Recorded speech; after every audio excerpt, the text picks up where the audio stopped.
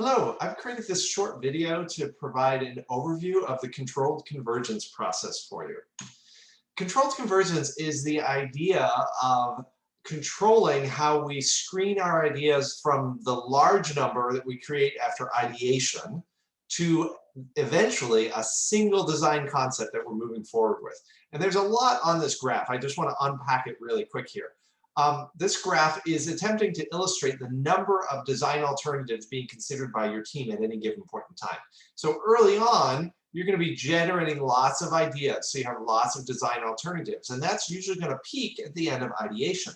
You then very quickly will screen out a lot of those ideas by doing a feasibility check.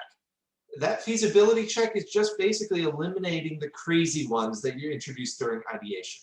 So you're left with a smaller set of ideas, which you then subject to some degree of prototyping, concept models, low resolution prototypes, ideation models, whatever you want to call them. And then that will hopefully generate a few more ideas, and then you will evaluate the best of those ideas using Pew matrices. Now, all of this from ideation through Pew matrices is something that you're going to do for each of your major functions, so that you end up with a set of good ideas, 3 to 5 ideas, for each of your functions. At that point, you want to go back to the big picture, putting your functions together to create a system-level design. So that's where the rest of controlled convergence comes in. You're going to combine together the best options from your Pew matrices for each function into a morphological matrix. And then from that morphological matrix, you're going to get a select number of system ideas, usually 5 to 10 come out of that process. And you will then apply those using a weighted decision matrix to find the top maybe 1 to 3, where you then can apply some preliminary analysis to make sure that you've got the best one to move forward with. So again, big picture here, after you know what your project is, you diverge with solutions, with ideation. You get as many as possible. And then we gradually bring that number down to the top 1 or few to move forward with. So let me look at each piece here very quickly. The Pew matrix. Pew matrix has some few key components. You're going to have the relevant criteria being the needs or wants to this specific function. You're going to have the ideas for this function.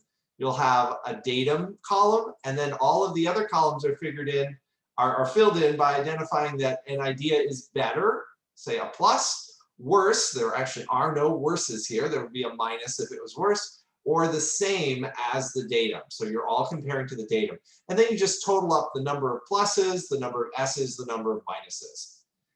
A system, once you've got the best ideas from that from the Pew matrix, you're going to come into this morphological table. And this is just basically a list of your best ideas for each function.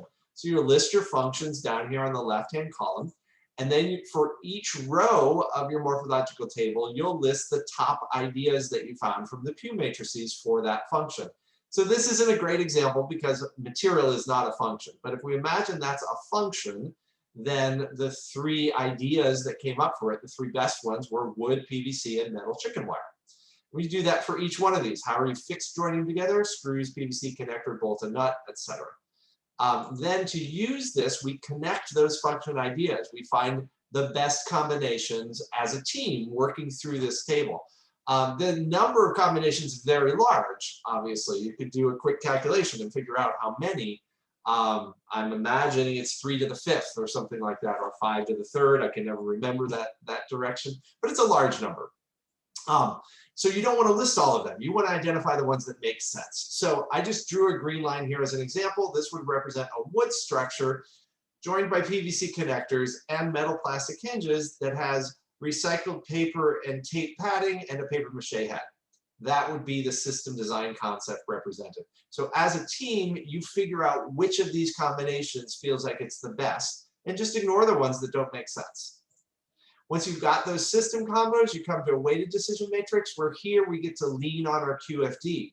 The criteria come from the specifications in your QFD. The weight here comes from the relative importance of those specifications from your QFD. Then the options go across the top. These are your best system concepts out of that morphological table. And then you go through the rest of the weighted decision process. You've seen this before assessing each of your options and then doing the weighting. After the end of this, at the end, you want to think carefully about the results. Same thing with the Pew matrix. Do you agree with the top ranked idea? Don't trust that then, because it's very easy to fake this process by accident. You might have accidentally tweaked the scores. You might have forgotten criteria. Double check that you're getting what you expected, not because you expected it, but because it's actually the right choice. If you disagree with the top ranked idea, that doesn't mean that you have to go with the one that is top ranked. You need to just think about it carefully though. It is easy to fall in love with an idea. And if you did that, then you won't agree necessarily with the top ranked one. So you want to figure out if that's what's going on. Or did you forget a key criterion? Or did you have the weights unbalanced? Maybe you need to modify those. Don't modify them to make the idea you want win. Just question whether the listings in there make sense. So that's basically it. Those are the main components of controlled convergence.